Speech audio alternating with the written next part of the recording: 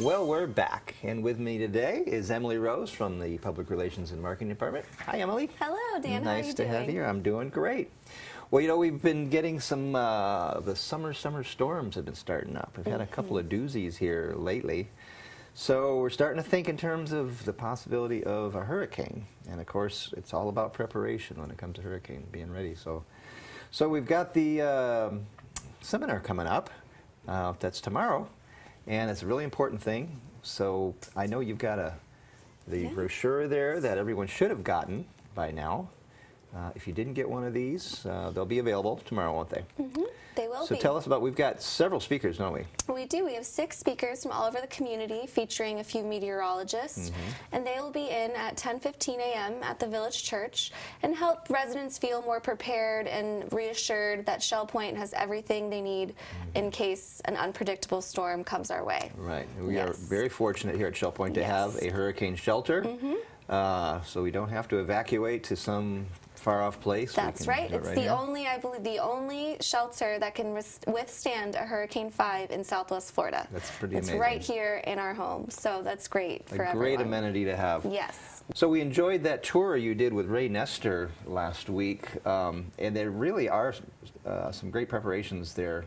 I know they put 2 brand new generators in the hurricane shelter / garage recently, so those are ready to go. And then you saw some other things up there. Yeah, he took us through a room full of all of the food. That's 3 days worth of supplies. If we ever. That's impressive. Yes, very impressive. And he said they rotate that. That's not like it doesn't just sit there and you get thrown away. Nope, it's fresh, It comes in cycled there, through. they replace it, so it all gets used. None of it goes to waste. Yes. But they cycle it through there, so it's always ready. And he brought us to a room that showed us the anti-gravity chairs and cots, so it'll be nice for Shell Point residents in case of an emergency. Right, all the assisted living Yep. residents don't have to provide their own. They're No. there. Yep, and the independent living do have to provide their chairs, but everyone will be reassured that they will not be sitting on the floor or Right. laying on the ground. And another great aspect of the hurricane shelter is they place residents with their neighbors. So in case of an emergency, you'll be next to your neighbor and feel comfort and know that they're with you. So it'll be Right. nice for everyone. That's great. And then, of course, there's water, plenty of water, that they've got these big tanks ready to go. And chiller rooms in case anyone gets overheated, they Right. can bring them in there to cool them down. So they've really thought They said everything the out. generators have enough power for all the lights in there. Oh, and they've put fans in there. Yes. That was an issue back during Charlie, during the last time they used it. That they've added all these fans to keep the air moving in there. So there's no air conditioning, but there's fans. But there is air conditioning in a couple of rooms if somebody Yes. really has a problem.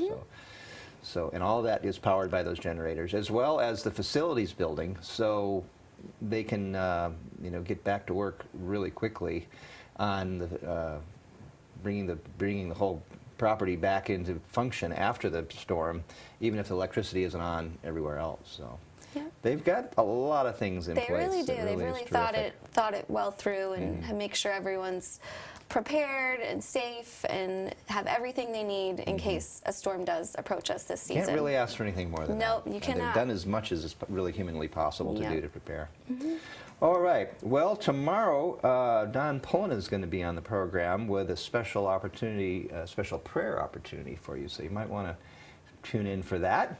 So speaking of the Village Church, this afternoon at 5:45 will be the time for the Village Church choir rehearsal as members unite their hearts and voices in the ministry of song. The choir will continue rehearsing until the end of June and then take a break. All singers are welcome to join the choir. You can contact Randy Woods at 454-2149 for more information. This evening at 7:15, everyone is welcome to attend the prayer service at the Village Church. David Pavey will share a 15-minute devotional before everyone breaks up into small groups to pray for the requests of those in our community, for our nation, and for the world. The evening concludes at 8:15 p.m. Well, if you're the type who enjoys cooking, then you'll want to stay tuned for our next segment as Ruth Duber and David Lee show us how to prepare a delicious key lime pie. Also on today's program, former art instructor Linda Gardell shows off her collection of china and canvas paintings in a fascinating Art Chat segment. Also, don't forget that you can see and hear a complete listing of all of today's activities on Shell Point's Channel 14. So don't go away. We'll be right back with more of Shell Point Today in just a moment.